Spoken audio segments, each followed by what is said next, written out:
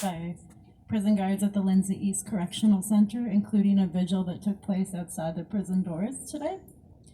And so we're honored to share a statement that Yusuf has prepared, and again, to acknowledge the tremendous work that the survivors have had to do in the wake of this unjust murder.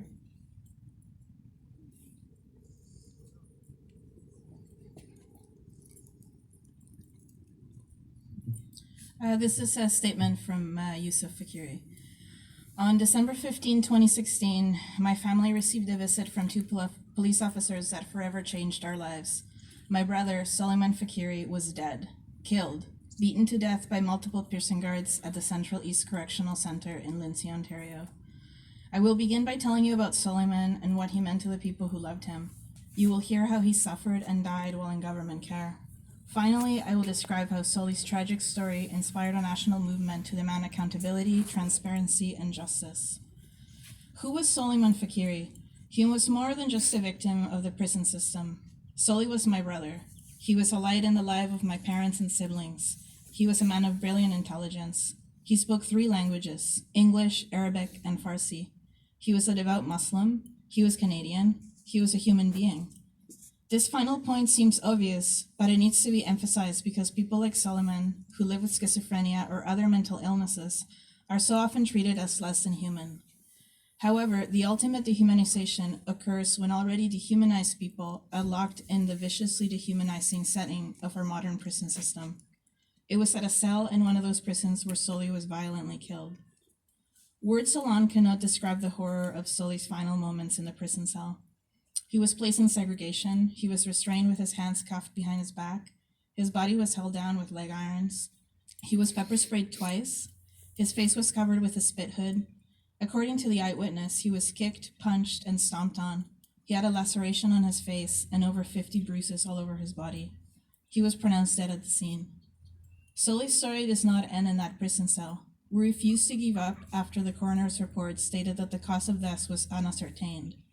We refused to quit when the Kawartha Lakes Police Service decided not to press charges.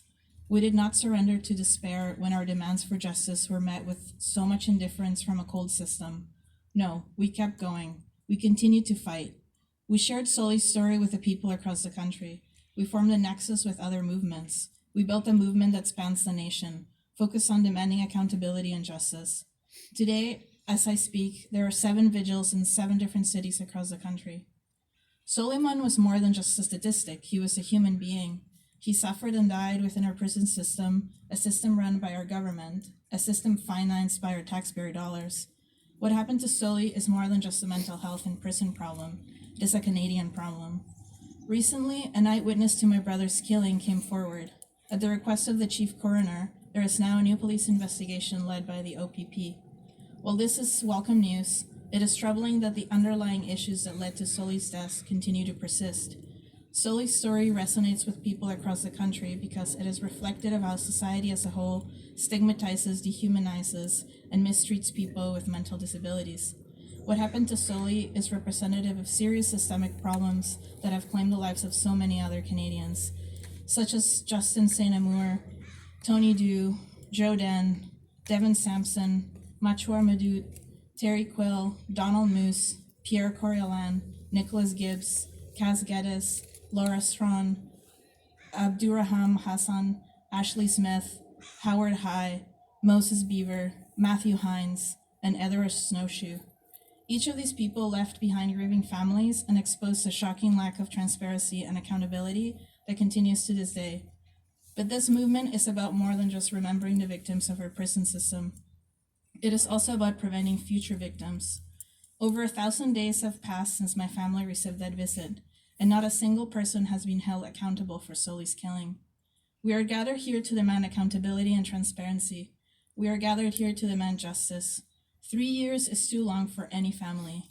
We are here to call on the Ontario Provincial Police to press criminal charges against the guards who were involved in Soleiman's death. Justice for Soli, justice for all.